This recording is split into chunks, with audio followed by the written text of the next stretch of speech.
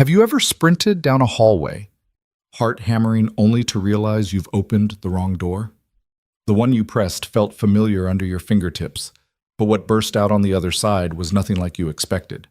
In a breathless second, Alex Turner swung into what he thought was maintenance interview room B and found himself facing the sleek mahogany table of OneCare Health's CEO. His battered boots scuffed the marble floor as he froze, resume clutched like a lifeline. Across from him, Isabella Quinn rose from behind her leather chair, the corners of her eyes tightening with recognition.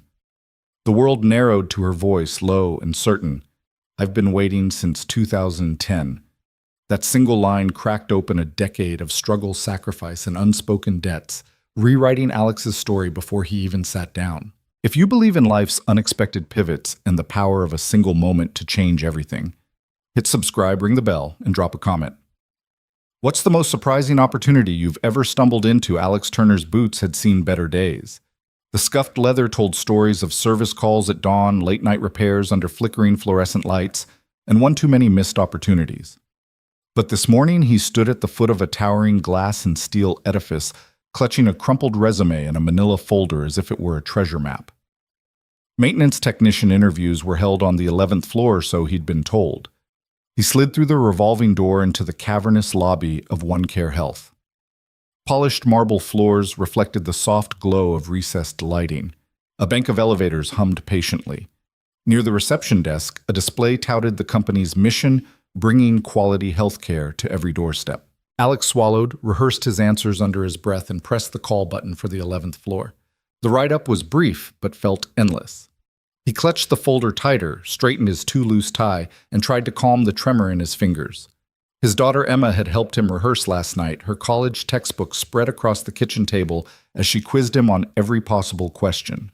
He had to nail this one. The rent was due and Sophie needed new tires on her bus. When the doors slid open, Alex took a breath and stepped forward, only to be met not by folding chairs or clipboards, but by plush carpet glass-walled offices and the quiet hum of wealth at work. A brass nameplate on a heavy oak door read, "Isabella Quinn, founder and CEO." He hesitated. Maintenance technician interview he called, voice cracking. "Come in," came a cool, measured reply. Alex's heart slammed against his ribs as he opened the door. The room was vast, a high-ceiling, floor-to-ceiling windows that framed a panoramic cityscape, and at its center, a long mahogany table. At the head, a woman stood, blonde hair swept into a low chignon slate-gray suit tailored to perfection. Her eyes were sharp, yet held a trace of warmth, as though she were reading his very soul. "Michael Carson." She asked, wrong name, wrong resume. Alex blinked. I'm Alex Turner." Her gaze flicked to the folder in his hand, then back to his face. "Alex Turner," she repeated softly. "Sit down." He crossed the room as if in a dream and lowered himself into the guest chair. His palms were slick. He wiped them on his pants. "Do I know you?" he asked, glancing around for hidden cameras or waiting interviewers who might appear at the last second. She didn't smile. "We met once," she said quietly. It was snowing on Highway 287 near Bozeman. Cold trickled down Alex's spine. That night flashed before him a raging blizzard, his crowbar smashing the Volvo's windshield, the flash of headlights, as he pulled a fragile woman free from twisted metal. He'd wrapped her in his coat, refused the cash she offered, and vanished back into the storm to reach his sick wife. He hadn't thought of that rescue in years. "Isabella Quinn," he whispered. She nodded, fingers brushing against the table's polished surface. "I've been waiting since 2010. The words settled over him like snowfall. He opened his mouth, then closed it, throat tight. "I'm so sorry," he managed. "No apologies," she replied, voice steady. "Sit." She motioned to a seat across from her. Alex sank back, holding his folder as if it might save him. His mind raced wrong place, wrong time, and yet every cell in his body told him this moment was right. "Why am I here?" he asked, nearly inaudible. Her eyes softened. "I need your help." She slid a second folder across the table. Inside lay schematics labeled Mobile Health Unit Pilot. Detailed diagrams, supply lists, operational routes, everything a maintenance technician would need to know.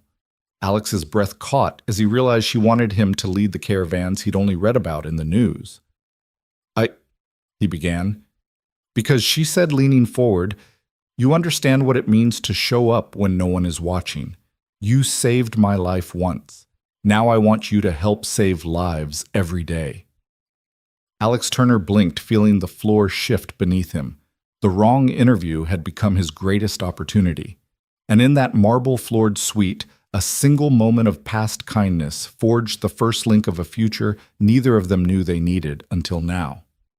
Alex's pulse hammered in his throat as Isabella leaned back in her chair, eyes never leaving his face. The sleek office around them, glass walls, polished floors, faded into the background. All that mattered was the echo of her words. It was 2010 on Highway 287. "You found me in a silver Volvo half buried in a snowdrift." He swallowed hard, the memory scrambling forward like wind-driven snow. He remembered the generator job up north, the call from the rest stop manager, a frozen power line, a grumbling diesel engine, the promise of one more paycheck before Christmas. And there'd been a storm, warning, nothing too dire, he'd thought. He'd driven past mile markers, the temperature gauge dipping the blacktop behind him, disappearing under a blanket of white. He must have been half asleep when the headlights picked out the sedan's taillights broken and blinking. He swerved, heart-twisting, as he imagined a stranded family in the silent night. Then the car came into view, nose buried, one wheel spinning futilely in slush. Snowflakes thick as feathers danced in his headlights. He parked his truck on the shoulder, flung on his coat, and yanked his crowbar from the trunk. He trudged through knee-deep drifts, breath stinging his lungs, until he heard her muffled plea. "Please, help." He smashed the driver's window shard, spraying like crystal, and hauled the door open. She was pale shock in her eyes, her coat shredded where metal had crushed it. "Hey, can you hear me?" He'd called, his voice rough with snow and adrenaline. He pressed his parka into her shoulders, her breath visible in short, ragged bursts. "Hold on. I'll get you out." He half-dragged, half-guided her to the truck, wrapping his arms around her to keep her upright. He turned back to the Volvo, rummaging his coat pockets for gloves and a flashlight. The storm-hammered branches bowed under snow, and the wind roared like a freight train. But he focused on his task, safety warmth moving forward. He laid her gently across the bench seat of his cab, cranked the defroster, and drove slowly toward the nearest town headlights cutting through the whiteout. He called 911, gave his name, her condition, and held the phone below the dash so she could hear. He didn't stay for thanks. He didn't need them. He only wanted to get home to his wife, whose chemo treatments had been rescheduled again that afternoon.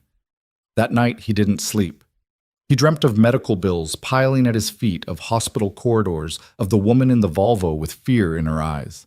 He closed his eyes and vowed to forget to tuck the moment away like a folded photograph he'd never look at again. And now, in this gleaming office, that moment had come rushing back in full color. Isabella's gaze softened, tracing the lines in his face. "I nearly lost consciousness before you arrived," she said quietly. "If you hadn't come—" Her voice trailed off. Alex rubbed his forehead. "I'm sorry, I didn't—" "Don't apologize," she interrupted gently. "I never got your name, but I never forgot you." Alex's throat tightened. "It was nothing," he murmured. "I was heading home." She tilted her head, studying him. "You didn't just save me, you disappeared before I could thank you. I tracked you down once, but I never found you. Then I buried it in my mind, focused on my work." She sighed as if releasing a held breath. "I built OneCare Health on a single principle: kindness matters. That night taught me that strangers can change our lives forever." His pulse slowed as he absorbed her words.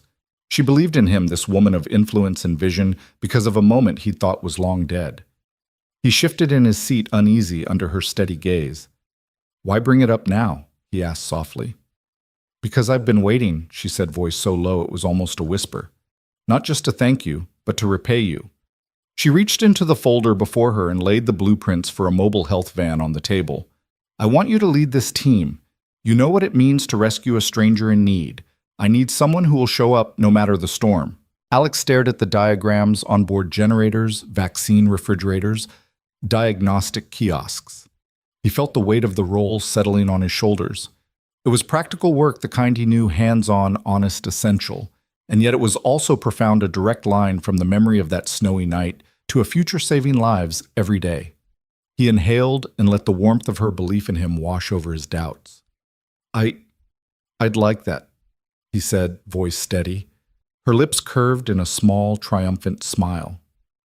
Welcome aboard. In that moment, Alex Turner realized he hadn't walked into the wrong room at all. He'd walked into the second chance he never knew he was looking for, born from a midnight rescue in a blizzard carried across a decade and delivered in a single life-changing moment. Alex Turner settled deeper into the guest chair, his limbs still tingling from the shock of that snowy rescue long buried in his mind. The polished wood armrests felt oddly comforting beneath his calloused palms. For a moment, the office's quiet grandeur, sunlight pooling on the marble floor, the distant hum of traffic faded into the background. All he could see was Isabella Quinn's steady gaze and the faint tremor in her jaw as she gathered her thoughts. I never asked your name. Isabella began, voice low but unwavering.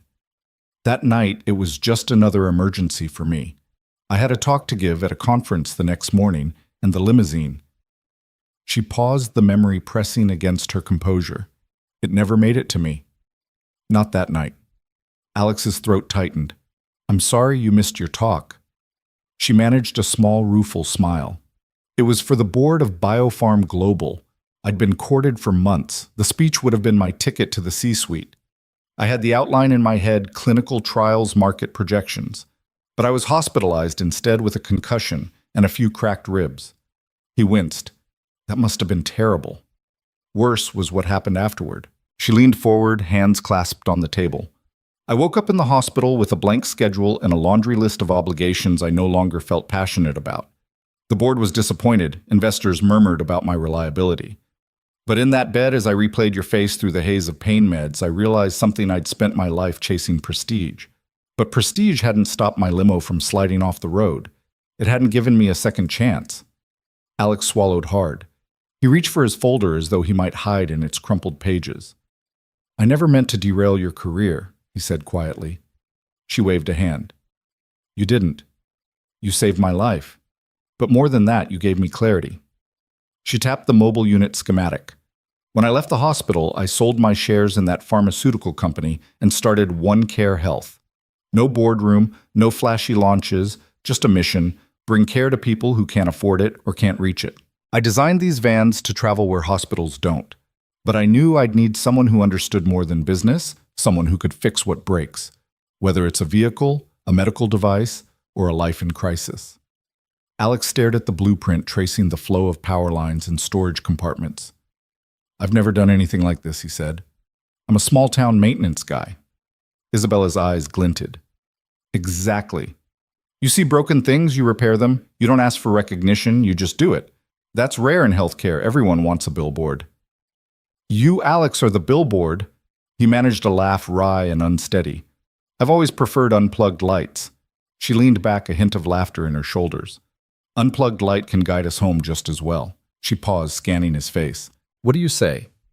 You sit here, or you stand there. You stay in your boots, or you step into these vans.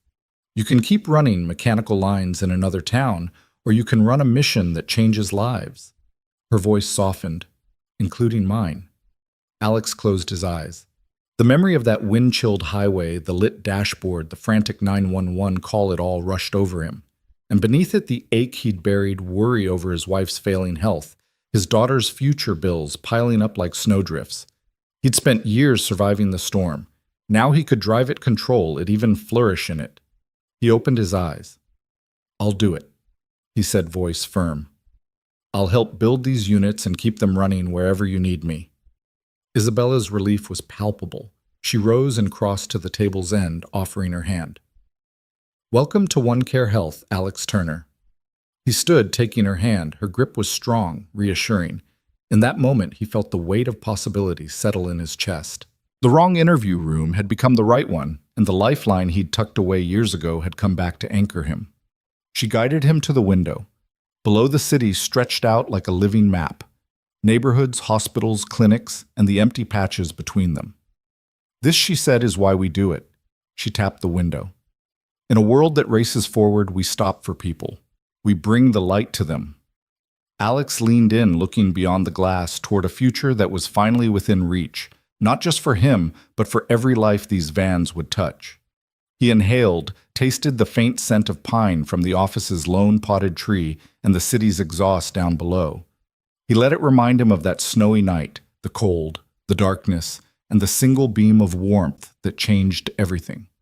No fanfare greeted them, no cheers, no flashing cameras, just the soft click of two lives aligning their courses. And as he turned back to Isabella, Alex Turner realized that sometimes being a survivor means stepping forward, becoming the savior you once needed.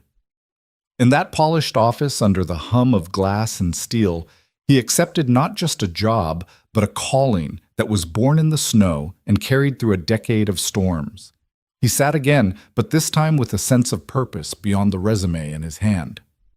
Isabella picked up his folder, and together they pored over the blueprints, discussing routes, maintenance schedules, staffing logistics. Their voices blended with the city's distant symphony, a dialogue of compassion and mechanics of strategy and service. Outside traffic flowed on, unaware that in that corner office, the smallest moment from long ago, had sparked an engine of hope. And as Alex Turner traced each line on those sacred documents, he felt the first true warmth of second chances blooming in his chest, ready to illuminate every broken road ahead. Alex Turner exhaled, feeling the weight of the moment settle between them like a soft snowdrift. He'd prepared himself for polite dismissal, an apologetic, "We appreciate your interest," and another resume tossed onto the growing heap of also-rans. Instead, Isabella Quinn was leaning forward, her fingers laced on the polished table eyes, bright with purpose. "I want you on the road," she said. Alex blinked. He shook his head as if to clear it. I thought you were interviewing for maintenance staff. I mean, it's an office."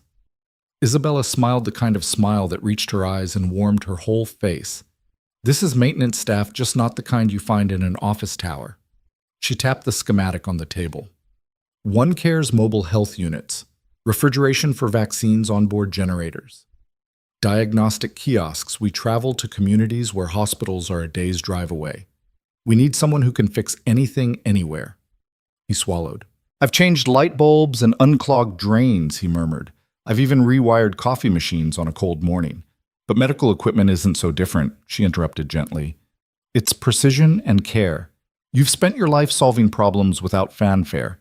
You never asked for credit when you pulled me from that wreck. You just did what needed to be done." Alex looked down at his hands, rough and ink-stained, the kind of hands that remembered every bolt and wrench. He thought of his daughter Emma off at college and too busy for nightly calls.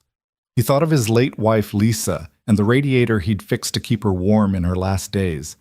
He'd lived 100 unseen moments of quiet heroism. This would feel familiar. He dared to meet Isabella's gaze. "What exactly would you have me do?" She reached for a cup of water and set it before him. "You'd oversee the maintenance and rapid repair of our fleet. When a van's engine sputters on a gravel road, you're the one who gets it moving again. When vaccines threaten to spoil, you're the one who spots the coolant leak. When diagnostics kiosks freeze up in a winter storm, you're there hands-on making sure care keeps flowing." Alex picked up the glass, fingers curling around it.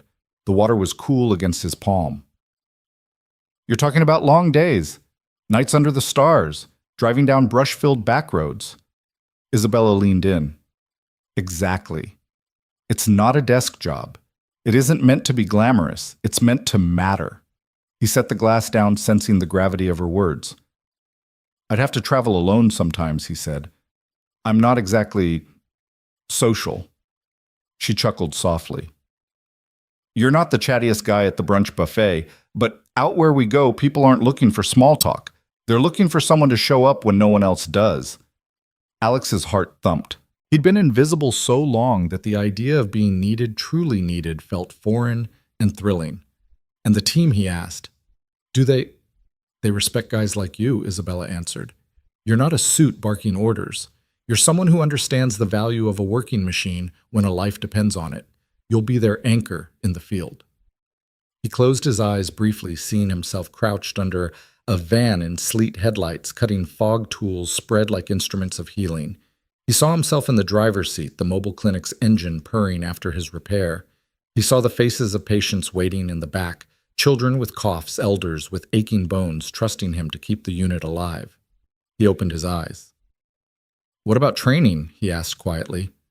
Isabella smiled again, that resilient curve of soft steel. "I'll ride with you," she said. "We'll tackle the first 6 units together. Then you'll run solo, but I'll always be a radio call away." "I trust you with lives, Alex." He blinked, feeling tears threaten.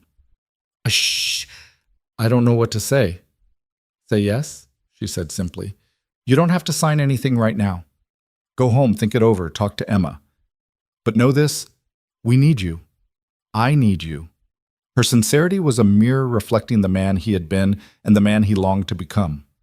He remembered the hope he'd clutched in this same folder years ago, hope that had dimmed under the glare of hospital bills and dead-end paychecks.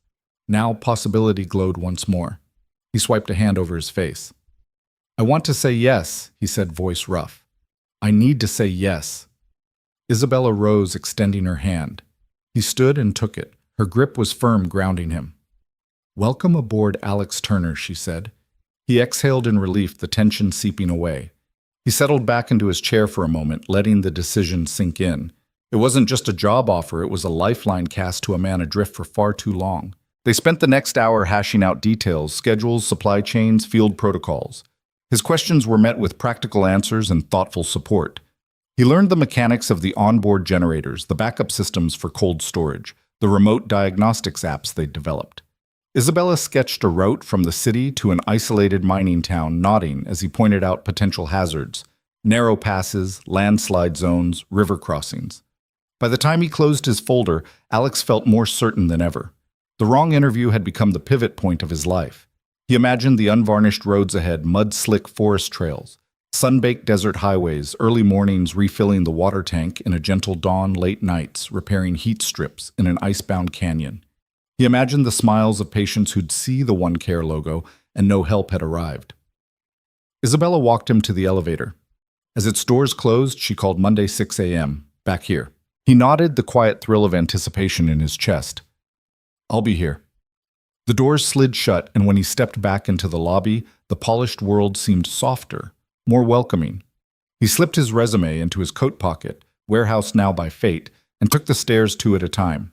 Outside, the autumn air was crisp, carrying the faint scent of fallen leaves and city traffic. He drew in a deep breath, savoring the cold. He thought of Emma, how he'd tell her tonight, and of Lisa, how he'd honor her memory with every repair that saved a life. As Alex Turner walked away from the glass doors of OneCare Health boots clicking on the pavement, he realized this was more than a job. It was redemption. It was purpose. It was the chance to transform hands that once broke windows in desperation into hands that saved lives in every corner of the map.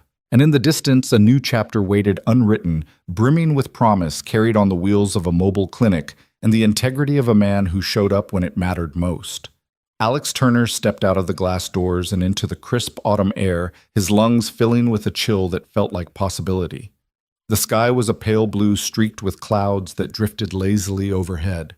Sidewalk leaves, amber rust and gold crunched under his boots. As he walked, the city's pulse around him softened by the season's hush. For the first time in years, he felt alive. He let the sidewalk carry him without direction past storefronts streaked with October sales signs and outdoor cafes where patrons sipped lattes under strings of fairy lights. He tucked his hands into the pockets of his coat fingertips, brushing the bulge of his resume, no longer a lifeline, but a relic of what had brought him here. His mind drifted to Lisa. He saw her again in the yellow hospital gown, laughing through a raspy cough as he struggled to fix the old radiator in their basement apartment. She'd teased him that morning, "You're going to be the best-looking tech guy at my support group." He had smiled, heart aching in its hollow place fingers, cold from grease, but warmed by her wink. He hadn't felt grease on his hands for months. The thought made him grin. Soon he would. He paused at a corner, the early sun glinting off a copper spire in the distance.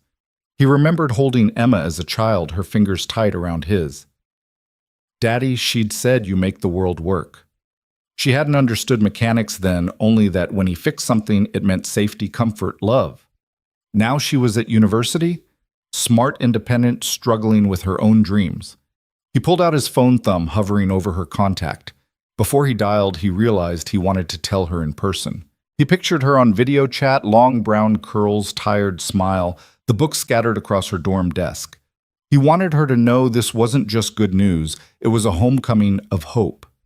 He swung onto a tree-lined street he'd walked 1,000 times, where old brick townhouses stood shoulder to shoulder like loyal friends. He passed Mrs. Delgado's flower shop pumpkins, and mums spilling from wooden crates, and smelled the sharp sweetness of chrysanthemums. He thought of Lisa's favorite bright yellow daisies she kept in mismatched jars. He'd never told Emma why daisies, but it didn't matter. She knew daisies meant sunshine after rain. At the corner deli, he stopped for coffee, the same black coffee he used to nurse while grading bills. He ordered and watched the barista pour steam curling in the air like a promise.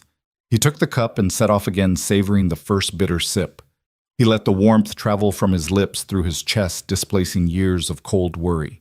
He'd spent so long defending himself against survival, patching leaky pipes, rationing every penny, fighting insurance delays, late fees, hospital visits. Now he wasn't just surviving, he was on the brink of building something bigger than himself. He navigated the familiar blocks until he saw the faded green awning of his apartment building. The metal stairs creaked underfoot as he climbed 2 flights to his door. Inside, a single bulb glowed overhead, illuminating a small hallway lined with framed photos.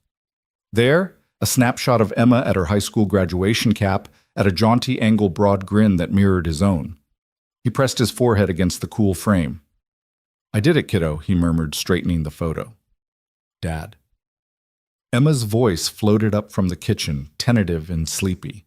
He shelved the coffee on the side table and turned the knob, stepping through into the warmth of lamp-lit walls and the scent of macaroni bubbling on the stove. Emma sat at the kitchen table, textbook splayed open, pen in hand.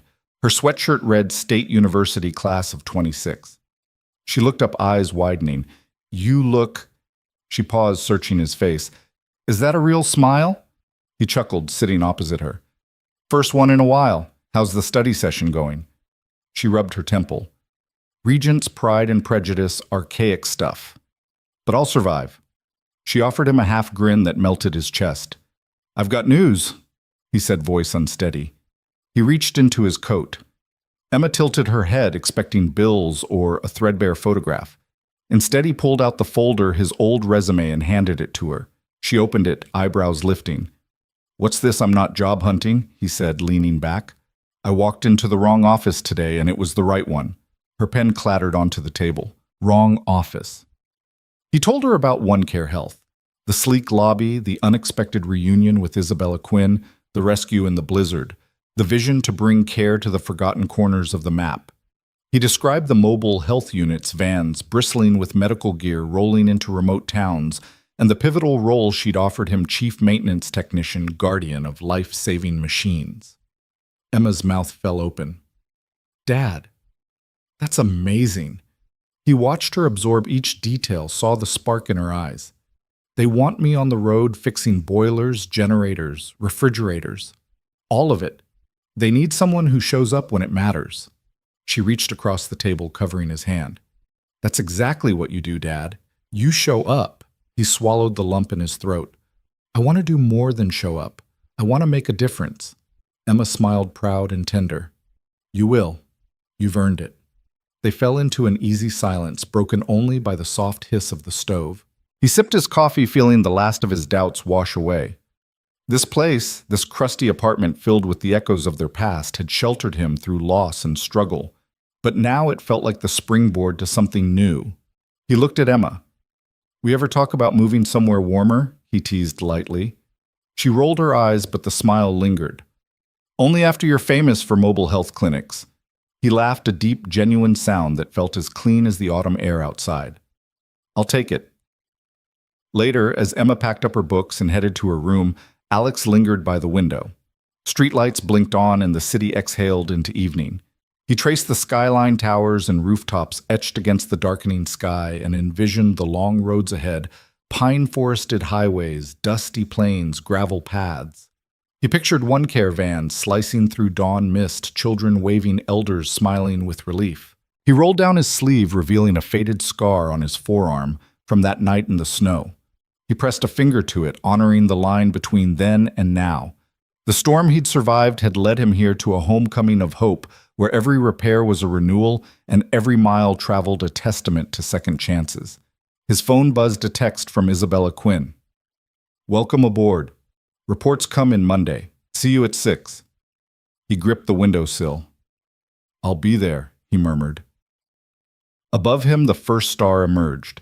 He closed his eyes and made a promise to honor Lisa's memory, to support Emma's future, and to bring light to the shadowed corners of the world. Then he turned from the window and flicked off the hall light. As he climbed the stairs to his bedroom, his heart felt full in a way it hadn't in years. That night, Alex Turner dreamed not of broken engines or hospital bills, but of a convoy of one-care vans on a ribbon of highway headlights, shining engines humming hope on 4 wheels. And when he woke before dawn, the world beyond his window was already stirring, ready for the man who had found his way home again. The sky was barely light when Alex climbed into the driver's seat of Van Alpha One Care Health's first mobile unit, its engine humming like a purring cat ready to prowl the country roads. Isabella stepped up beside him, clipboard in hand, her dark ponytail tucked under a baseball cap for the first time since he'd met her. He offered her a nod of greeting. She returned it with a tight smile that spoke of anticipation and nerves both. "Ready?" she asked, voice low over the idling engine. Alex glanced at the neat row of equipment racks behind him. Vaccine refrigerators, portable autoclaves, handheld diagnostic kiosks. Ready as I'll ever be. She climbed in, planting herself in the passenger seat. "Let's test your mettle." Isabella handed him a sheet and equipment checklist and route map. He scanned it quickly. Site 1, a rural elementary school 30 miles north. Site 2, a food pantry in a farming village. Final stop, a weekend health fair in an old church hall. She tapped the printed refrigeration specs. Temperatures, diagnostics. "Let's start with the fridge."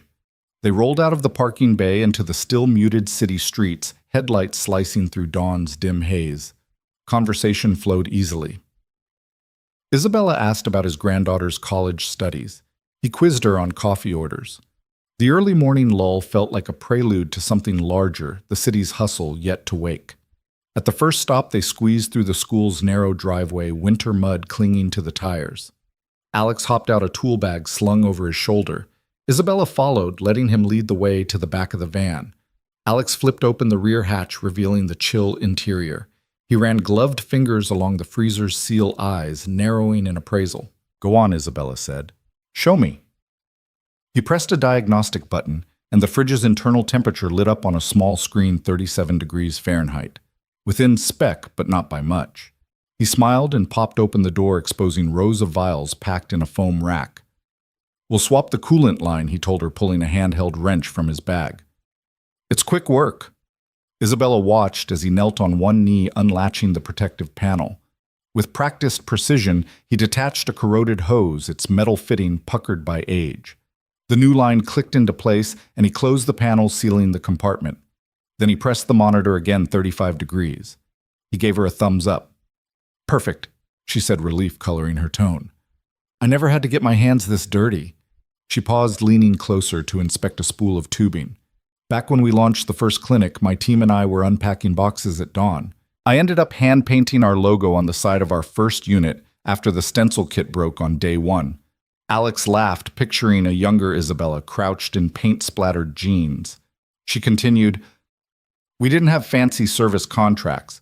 We drained and refilled coolant by hand out of a watering can while I argued prices with equipment suppliers over the phone. That van was held together with duct tape and sheer willpower." He grinned. "Sounds character building. Character saved lives," she corrected gently. "Now you're the one preserving lives with your building skills." Her eyes sparkled as she handed him a cup of coffee. Onto the kiosks. They packed up and rolled on the morning sun, cresting fields of frosted wheat. The van's radio played soft jazz as Alex navigated winding 2 lanes. When they reached Site 2, a converted barn where families queued for free groceries, he guided the van into a makeshift driveway. People lined up under a tent, children in bright jackets clutching stuffed animals. Alex waved and Isabella waved back her presence, both authoritative and approachable. Inside the barn, he unloaded the diagnostic kiosk's touchscreen units that measured blood pressure, heart rate, and blood glucose. One was unresponsive. Its screen flickered, then froze. He shrugged off his coat and knelt beside it, prying open a panel on the back with his multi-tool. Circuit boards lay beneath small wires snaking across layered boards. "Go ahead," he said without looking up. "What do you see?" She peered over his shoulder, brow furrowed. A loose connection at the power jack. He smiled broadly. Bingo. He reseated the connector and sealed it up. The screen blinked alive, offering a welcome message. Isabella let out a breath. "You're not just a maintenance guy. You're a miracle worker." He chuckled, wincing as he straightened. A volunteer nurse approached, clipboard in hand. "We were worried we'd have to cancel screenings," she said. "Thank you." Alex nodded, shrugging away praise. Isabella gave him a proud wink. He felt a warmth in his chest, a sense of belonging he hadn't known since before Lisa got sick. Mid-morning found them at the church hall where local families gathered for flu shots and health checkups. The van's generator hummed outside, powering medical lights and laptop chargers. Alex tightened a loose bolt on a water pump and declared it sound. Isabella handed him a lunch sandwich meatloaf on rye, wrapped in parchment paper. "Sophisticated," he teased. She laughed, unwrapping her own turkey club. "You deserve real food for real work. Got time for a break." He sank onto a folding chair as she perched beside him. The hall's windows framed a panorama of trees in peak color crimson, gold, and auburn. People filtered in and out, raising their arms for injections, chatting in soft voices. "Do you ever miss the boardroom?" Alex asked between bites. Isabella tilted her head. "My boardroom had no purpose once I lost you that night. Here I'm accountable every day. Faces in need, communities underserved. This is my board." She traced her finger on the table's chip. "It's messy, unpredictable, but it's honest. And it's where I found the most meaning." He nodded, feeling the hum of truth behind her words. "Meaning's the best kind of job security. Right?" She looked at him thoughtfully. "You remind me why I started this, how a single act of compassion can echo for years." Alex set down his sandwich. "I never thought my hands would be part of something like this. I always fixed toilets and generators, never medicine." She reached out and touched his arm. "You're fixing more than machines. You're fixing access. You're ensuring vaccines stay potent, tests stay accurate, lives stay whole."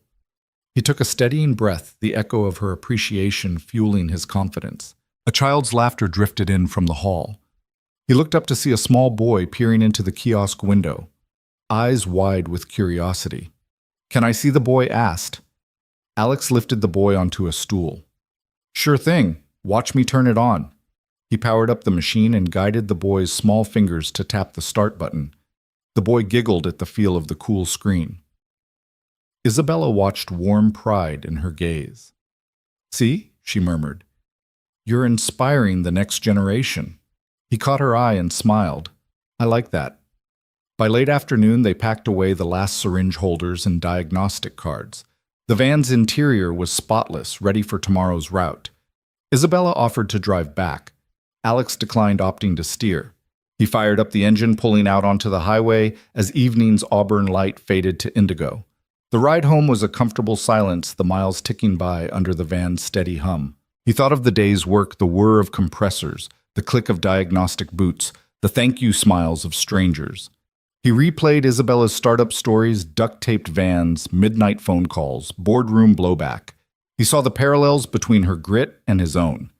The late nights, the endless troubleshooting, the refusal to give in to despair.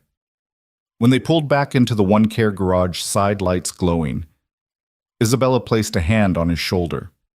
"You did well today," she said. "I know we said 6 training runs together, but if you ever need someone in the field..." She tapped the van's side emblem. "Call me. I'll be there." He nodded, the warmth in his chest matching the glow of the overhead lamps. "Thanks. It means a lot." She offered him a genuine smile, no boardroom polish, just human relief. "Get some rest. Tomorrow we do it again." Alex climbed out, stretching muscles he'd forgotten he had. He locked the van and turned to her. "I never thought I'd look forward to sunrise," he admitted. "Sunrise and coffee," she teased, unzipping her jacket. "One more thing," your daughter called. "She's coming home this weekend." He blinked. "She is..." His voice cracked with the surprise and joy he felt. I'll tell her I'm otherwise engaged." She laughed, a light, clear sound that followed him as he walked away. That night in his apartment, Alex sank onto his couch and closed his eyes. He felt the subtle ache of muscles stretched in service. The gentle buzz of adrenaline faded to contentment. Outside his window, city lights blinked on, and he was no longer alone in a silent struggle. He was part of something bigger, something that healed bodies and hearts alike. He drifted to sleep with a sense of purpose cradling him, ready for the promise of dawn, the promise of again showing up when it mattered most. Alex Turner returned to the One Care garage after an early morning route armor of grease and dust still clinging to his sleeves. The late winter sun slanted through high windows, dust motes drifting like silent witnesses. As he stowed his tools and logged the van's final readings, he noticed the cardboard box he'd shoved into a corner the night before, marked in faded ink old papers.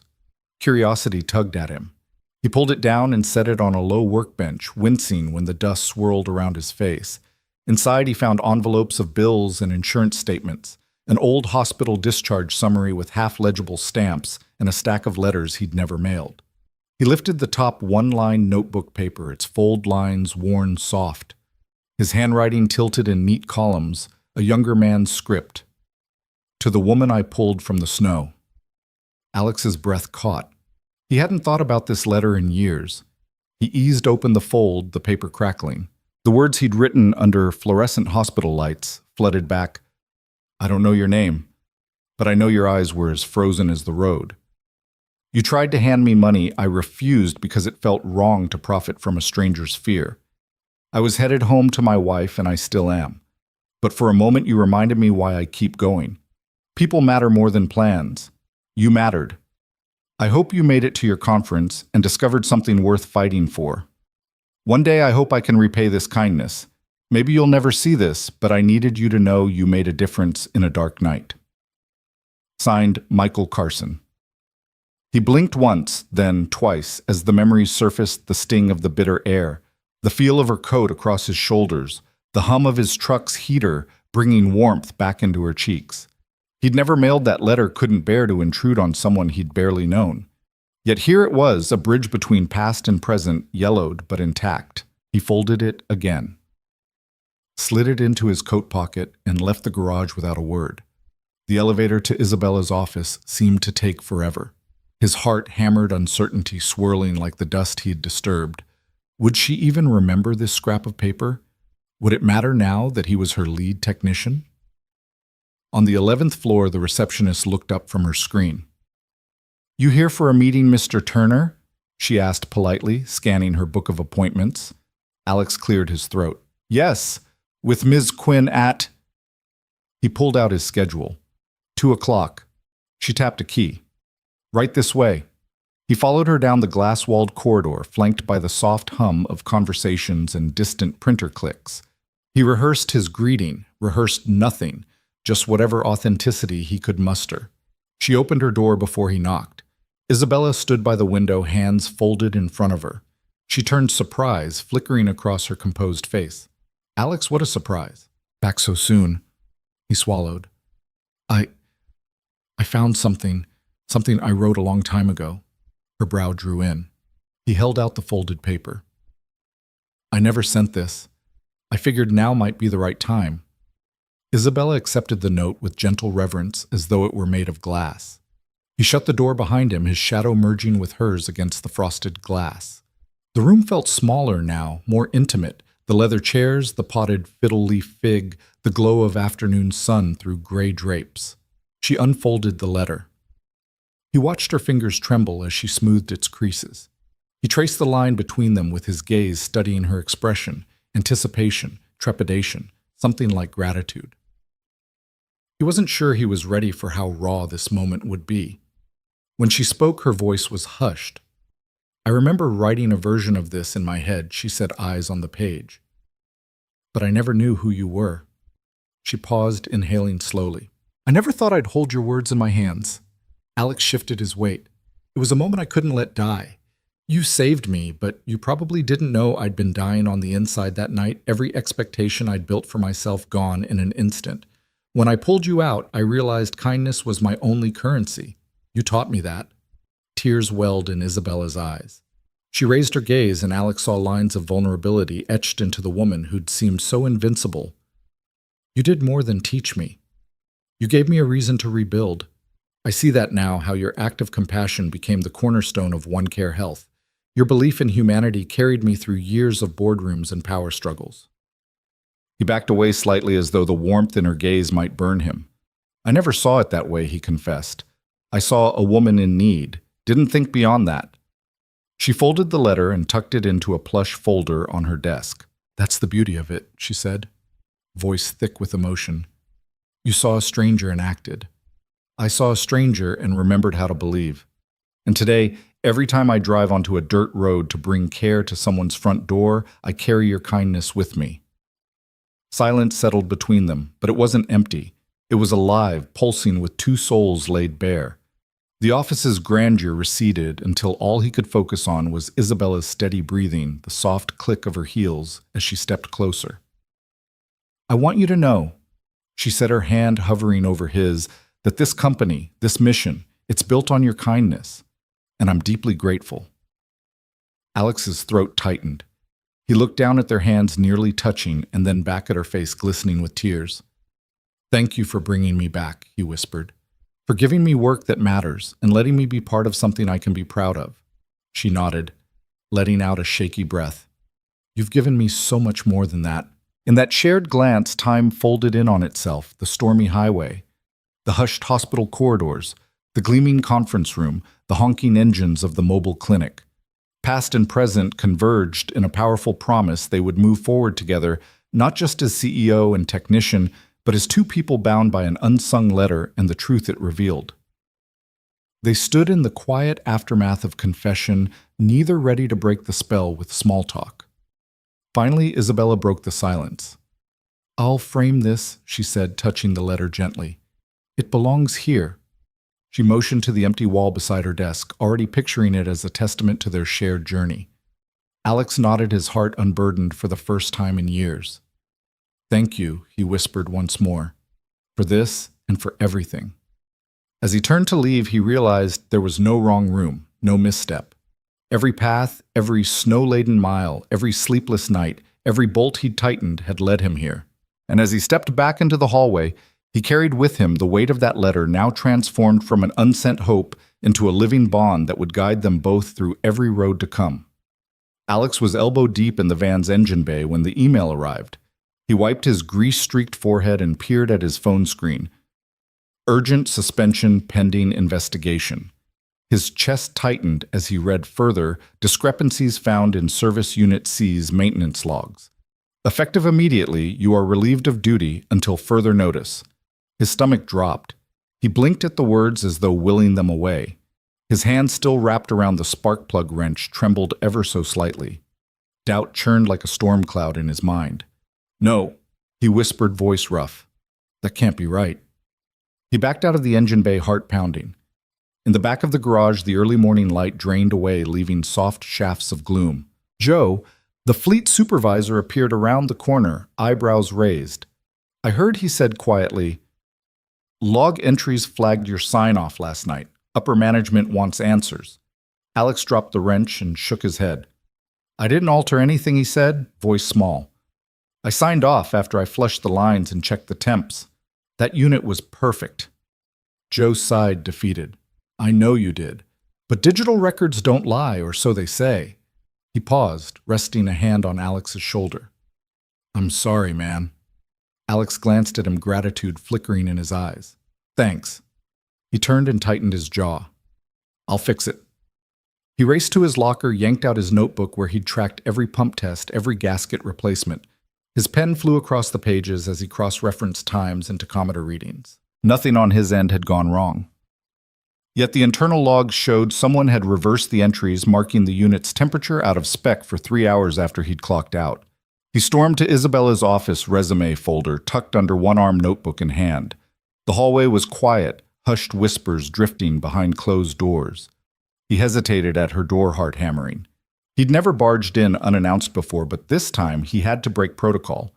He knocked twice louder than usual. When she called, "Come in," his resolve steadied. He stepped inside, eyes flicking to the framed letter on her wall and then to her chair. Isabella looked up from her laptop, concern immediately flooding her features. Alex. What's wrong? He dropped into the guest chair, sliding his notebook across the desk. Someone tampered with the logs, he said flatly. They made it look like I didn't maintain Unit C properly. They've suspended me pending investigation. Her eyes narrowed, jaw tightening. Who? He shook his head. I don't know yet, but it wasn't me. He clicked open the digital printout in his hand. See, this timestamp's changed after I signed out at 6:15. Someone with access logged in at 7:20 and altered the entries. Isabella leaned back silent for a long moment. Then she stood and crossed to the window, pressing a hand against the cool glass. Outside, the city moved on, oblivious to the personal storm unfolding in her office. She drew in a breath and turned to him. Bring me everything you have.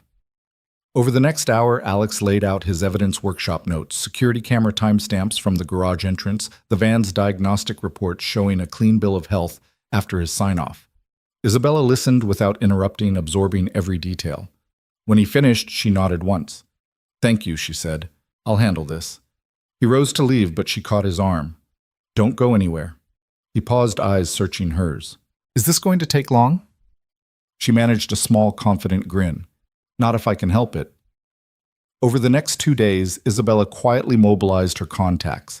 She summoned the head of HR for a closed-door meeting presenting the security footage showing Alex leaving the garage at 6:10, rushing home for a family emergency, an unplanned hospital visit for his niece, he'd told her. She pointed out timestamps on his shift log, the GPS data from the mobile app showing his route, every meticulous record he'd kept. She confronted the team's junior technician, Derek, whose badge swipe matched the altered entries. His protest dissolved under the weight of timestamps and surveillance. By the end of the meeting, Derek was suspended pending formal review. Meanwhile, Isabella issued a company-wide memo, Integrity and Accountability Form, the bedrock of OneCare Health. False accusations and tampering will not be tolerated. She reinstated Alex with immediate effect, sending a personalized email copying HR and the board. Mr. Turner's reputation is beyond reproach. We apologize for the distress this incident caused him. On the morning Alex arrived, he found Isabella waiting by Van Beta. Her stance unwavering. He climbed out, spotting the new memo on the bulletin board. Relief surged in his chest as he read the words of support from the highest office. Isabella offered him a cup of coffee, strong black, and met his gaze squarely. I heard what happened, she said softly. Are you okay? Alex took a shaky sip, savoring the warmth. Thanks to you, he replied. He paused, searching for the right word. I was terrified of losing my place. She tucked a loose strand of hair behind her ear. You won't lose me, she said firmly. I know who you are, Alex. I trust you more than anyone on this team. Don't let one person's jealousy make you doubt your worth. He nodded, the tremor in his shoulders easing. I almost did. She placed a hand on his arm. Then let's get to work. We've got hospitals to reach. Her smile was gentle and strong. Besides, I need my miracle worker back on the road. He matched her smile with one of his own, steady, genuine. I'm here. Together they climbed into Van Beta, Isabella in the passenger seat, Alex at the wheel. As he fired up the engine, the dashboard lights glimmered into life. He glanced at her, the man who once pulled her from a frozen wreck, now pulling a mission forward through rugged terrain. Next stop, he asked, scanning the route on the GPS. She handed him the itinerary. Pine Valley Clinic. They're expecting us at 10. He nodded, shifting the van into gear. The tires rumbled over cracked pavement, echoing his renewed resolve. Isabella watched him over the dash, pride and relief shining in her eyes. As they pulled away, Alex allowed himself a breath he'd been holding for days. An exhale of vindication, of belonging, of standing up not just for himself, but for the values that had brought them together. The open road stretched before them, and in the back of the van, life-saving equipment waited. Together they drove on, unwavering in their purpose. And in that shared mission built on kindness, trust, and unwavering support, their bond deepened, unbreakable against any storm or saboteur that dared to cross their path. The morning light filtered through the floor-to-ceiling windows of OneCare's planning room, illuminating a long table strewn with blueprints, laptops, and coffee cups. Isabella Quinn stood at the head of the table, sliding a fresh set of schematics toward Alex Turner. Her voice, calm but energized, carried across the hushed room of engineers and project managers. "Alex," she began, "this is the layout for our Pine Valley Clinic Hub, but I want you to co-lead this build with me." He let the edge of the paper brush his fingertips. Next to him, his tool bag sat like an old friend ready for the field. He looked at her, surprise flickering in his eyes. "Me co-lead?" he asked, voice steady but incredulous. She met his gaze with a faint, confident smile. "You've earned it. Your work on the mobile unit showed me how to balance compassion with practicality. I need that perspective here on a larger scale." Alex traced the corridors on the blueprint reception exam rooms, a lab storage for supplies, and a community meeting space. Each line represented hours of need assessment in rural clinics where patients once waited in line under tents. He thought of the van's hum fading behind him as he walked away from patient after patient who couldn't come to the city. Now they'd come to a permanent place of care. The weight of that responsibility settled in his chest like a promise. "I don't have an architectural background," he admitted, "but I know how to build things that last. If you have faith in me, I'm honored." Isabella tapped the plans. "It's not about degrees, it's about experience. You know what breaks and how to fix it. That's more valuable to our patients than any certificate." He nodded, feeling a rush of pride. Around them, team members stirred some exchanged smiles at Alex. Others jotted notes as Isabella outlined timelines. She introduced him. "This is Alex Turner, our Director of Field Operations. He'll be coordinating construction schedules, ensuring equipment compatibility, and troubleshooting any issues on site." Hands shot up with questions about power backups, supply chain contingencies, local contractor bids. Alex leaned forward, offering clear, concise answers drawn from years of hands-on maintenance and logistics. He spoke of mobile van repairs, then translated those lessons to load-bearing walls and HVAC systems. His confidence built with each response. He realized that leadership didn't require mastery of every detail, just the ability to find solutions and rally a team. By noon, they broke for a working lunch in the adjacent kitchenette, where volunteers from headquarters assembled sandwiches. Isabella grabbed a plate, motioning Alex to join her at a small table by the window. The cityscape stretched behind them, cranes and rooftops, a testament to the world they were reshaping. "Thank you for stepping up," she said quietly, carrying 2 turkey clubs wrapped in foil. "I know you've already given everything to OneCare." He took a bite and chewed thoughtfully before replying. "I believe in what we're doing. It feels personal." He glanced at her. "You gave me that chance when I needed it most." Her shoulders relaxed, a rare vulnerability in her posture. "You repaid me tenfold by believing in this mission. I want us to build something that lasts not just for patients, but for the organization's future." She paused, searching his eyes. "And I want us to build something together."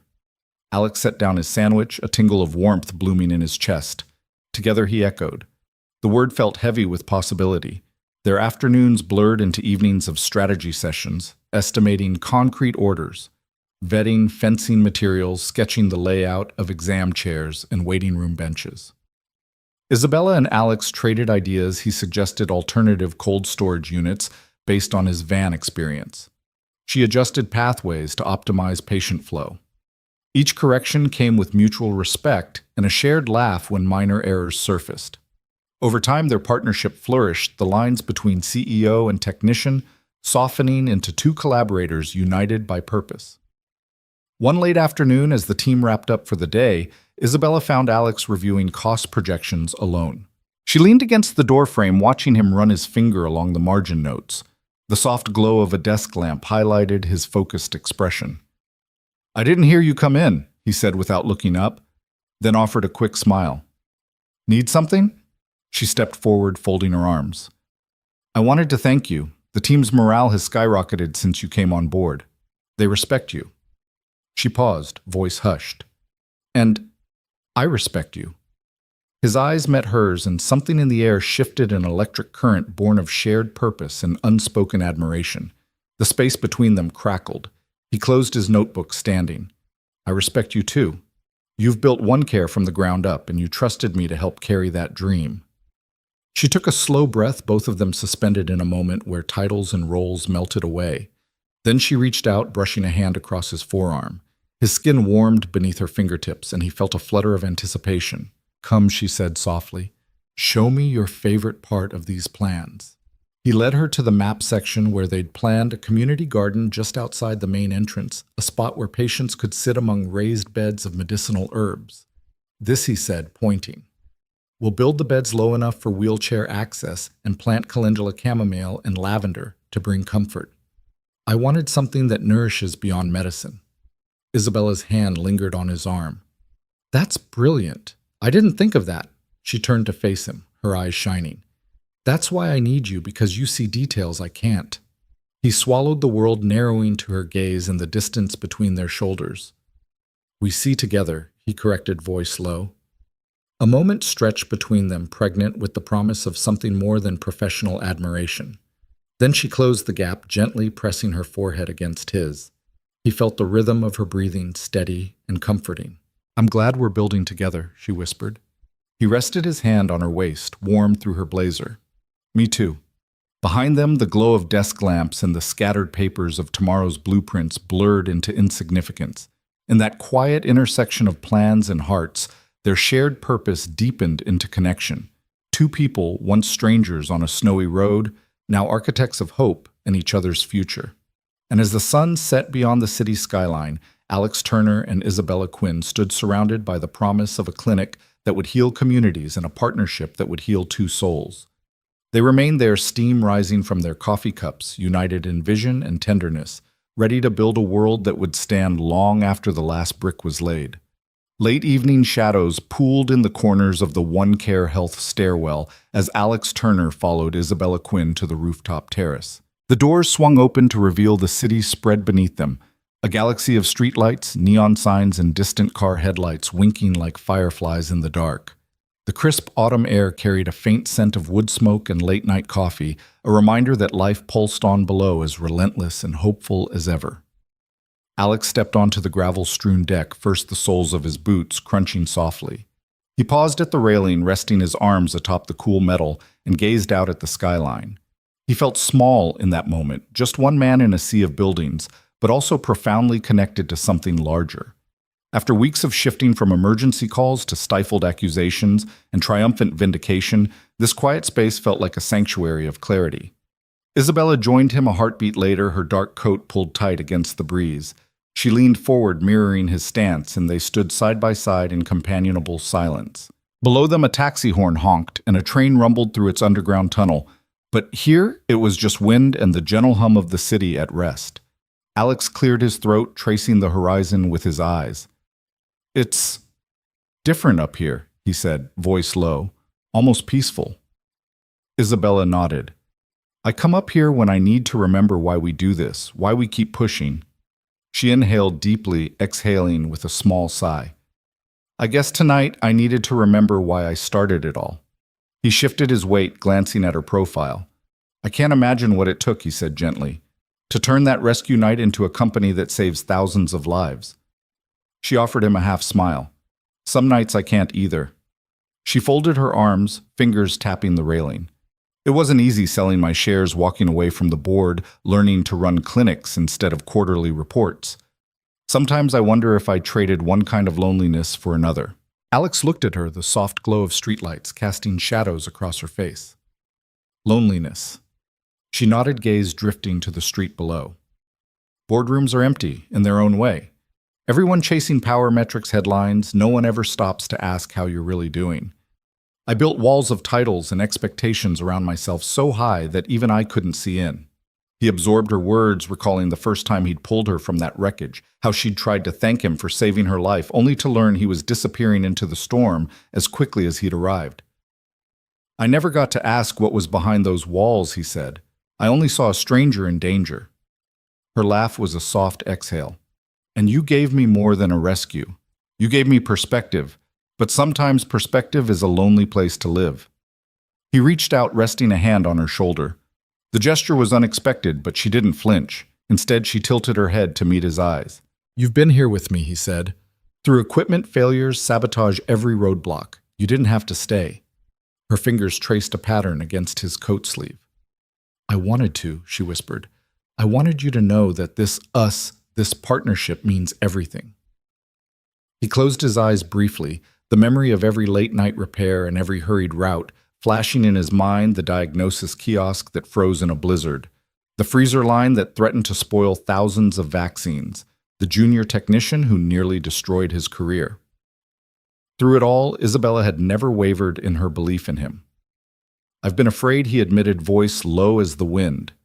When he spoke again, his words came in a steady tide. "Afraid that if I showed you who I really am, the guy who can't fix everything, who still hurts for my wife, who worries I'll never be enough, you'd see me as nothing but broken."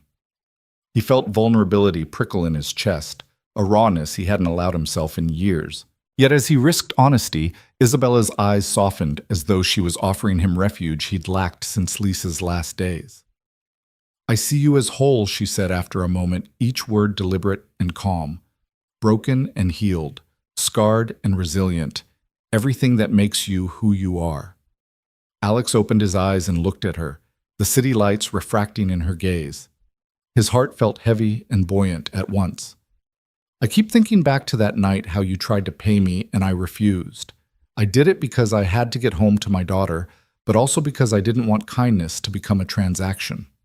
He hesitated. "Tonight, I wanted you to know that you became my kindness. You trusted me when I didn't trust myself." She exhaled softly, stepping closer until their shoulders brushed. "You've become mine too," she replied. The steel in her voice had melted into something warmer, more vulnerable. "I've been afraid to admit it, afraid of losing the person who saved me." Alex turned, facing her fully now. The glow of the street lamps painted soft shadows across his features. "I don't want to lose you," he said, voice steady. "Not as a friend, not as my boss, not as the woman who showed me a new path." Isabella's teeth caught her bottom lip, a nervous gesture he recognized as purely human. "I don't want to lose you either," she confessed, her hand slipping from the railing to his. "I was afraid that what we're building was just another project, but it's more than that now. It's you and me trying to do something good together." He closed the distance between them, offering her his other hand. "Then let's not pretend otherwise," he said softly. "No grand declarations. No promises we can't keep. Just, I'm here. I'm walking forward with you." Her eyes glistened with tears, bright honest, a reflection of the city's scattered lights. "Side by side," she whispered. He nodded. Side by side. They stood there, two silhouettes against the sprawling metropolis. Hands entwined, the night air weaving them closer. Below, distant sirens lulled and an occasional car passed, but on that rooftop time stretched unhurried and full of possibility. Without another word, Isabella leaned her head against his shoulder. He felt the gentle rise and fall of her breath matching his own. In that shared silence, neither tense nor empty, they let the unspoken settle between them. Their fears laid bare, their hopes entwined, their willingness to step into whatever came next hand in hand. When the first raindrops began to fall, Alex reached into his coat pocket and produced a small umbrella. He opened it over their heads, sheltering them from the drizzle. She looked up at him, a soft smile curving her lips. Sometimes it took a wrong turn to lead to the right moment, he thought. Sometimes the quietest confession held the greatest power.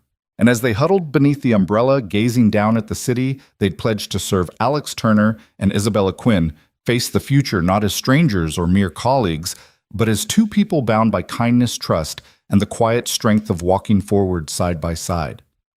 The first blush of dawn painted the sky in pale rose and gold, as a hush settled over the newly completed One Care Health facility. The building's glass facade caught the early light, reflecting the promise of a new day. Volunteers and staff assembled on the sidewalk, nurses in crisp scrubs, technicians still blinking away sleep neighbors, curious to see what this health hub would bring to their community. Isabella stood at the front ribbon and ceremonial scissors in hand, her dark ponytail tucked under an understated cap that read, "One Care." Alex Turner slipped quietly to stand beside her, the soft hum of the city waking around them. Isabella stepped forward onto the small wooden platform erected for the ceremony. Behind them, the facility's doors gleamed ready to open. A photographer snapped a quick image, the flash mingling with the gradual morning star. Isabella gestured for silence. Thank you all for being here at this early hour, she began, voice steady but warm. Today we celebrate not only brick and mortar, but the spirit that built this place. Compassion in action. She paused, eyes sweeping the crowd, standing families, city officials, the One Care team. When Alex Turner pulled me from that snowstorm more than a decade ago, he taught me what real care looked like. It wasn't in grand gestures or press releases. It was in a quiet act of kindness on a frozen highway. A murmur of recognition rippled through the staff. Alex's name had become synonymous with their mission, yet most present had only heard the story in boardroom recaps. Now they saw the man who saved the CEO's life, who'd become their champion. Isabella smiled at Alex. He brought me home, she said, voice catching slightly, and I promised that day to pay that kindness forward. One Care was born from that promise. She lifted the ribbon between two polished posts. Alex and I would be honored if you would join me to officially open the Pine River Community Health Hub. Alex stepped forward, heart thrumming with a mixture of pride and humility. He took the scissors in his calloused hand, a tool he'd never imagined wielding for ceremony. Beneath the platform, Emma and his niece Sophie stood with wide eyes handing out programs printed with the day's schedule, ribbon cutting, guided tours, free screenings, and coffee for all. Alex cleared his throat. He wasn't a man of many words in public. He fixed engines and machines, not speeches. But something about dawn-lit faces looking at him, faces he had saved, faces he had come to cherish, gave him courage. He raised the microphone. Good morning. His voice was low at first, then found strength. I never thought I'd be here holding these scissors instead of a wrench. I came to One Care thinking I was just fixing refrigerators and generators. I didn't know I was fixing lives, mine included. A soft chuckle traveled through the crowd. Alex glanced at Isabella, remembering the snow-chilled pavement, her trembling hand scraped on broken glass, his jacket wrapped around her shoulders. Isabella once told me that compassion is the currency that never devalues. I believed it because she lived it, but I learned its true value when she said, "Your kindness saved me." That night when I drove away, I didn't realize she'd invited me into a life-changing mission. He paused, letting the weight of that moment drift through the morning air. We've come a long way from a parking garage in a blizzard. Today, this building stands as proof that one person's compassion can ripple outward through miles of back roads, through wheels and engines and heavy lifts, all the way to hearts that were waiting for help. His gaze found Emma's in the front row. She offered him a proud grin. He lifted his free hand in a small wave. Pine River Community is now part of our family. May this place be more than walls and lights. May it be a sanctuary of hope where every person who walks through those doors knows they matter. He exhaled the last trace of nerves replaced by clarity. Thank you for trusting us. Thank you for believing in kindness. He stepped back, handing the microphone to Isabella. She and Alex stood shoulder to shoulder as she held the ribbon. With a nod from both, they snipped in unison, scissors glinting in the new light, the ribbon falling away in two perfect halves. A cheer rose and the doors swung open. Staff flooded forward, ushering neighbors inside. Alex watched families file in, some timid, some jubilant, but all carrying the same glint of hopeful curiosity. A nurse offered free flu shots. A technician demonstrated a diagnostic kiosk. Volunteers unwrapped coffee cups, steaming, comforting. Isabella slipped an arm through his. You did well, she whispered, her breath warm against his jacket. He nodded, breathing in the mingled scents of freshly painted walls and brewing coffee. We did well, he corrected, meeting her eyes. We started something good. She smiled, her hand tightening on his.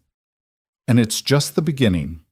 Later, as they guided a group of local reporters through the examination rooms, Alex slipped away to a corner where a small plaque had been mounted beside the door. In honor of Alex Turner, whose act of kindness on a snowy night ignited a movement of care. He pressed a fingertip to the raised letters, the metal cool beneath his touch. A reporter approached, notepad poised. Mr. Turner, could you tell us what this plaque means to you? She asked. He turned, shrugging with characteristic humility. It means someone remembered that night, he said softly, that they didn't let it get lost in time. And they turned it into something that helps people every single day. That's better than any accolade I ever sought. The reporter nodded, jotting notes. Alex lingered by the plaque a moment longer, then joined Isabella as she led a small group to the pharmacy station. They moved together through the facility, a man of mechanics and a woman of vision side by side. By mid-morning, the unveiling had given way to real work, checking the new sterilizers, adjusting the lab's ventilation, responding to a patient's request for a blood pressure check. Alex crouched beneath the diagnostic kiosk, recalibrating a sensor that had gone slightly out of alignment.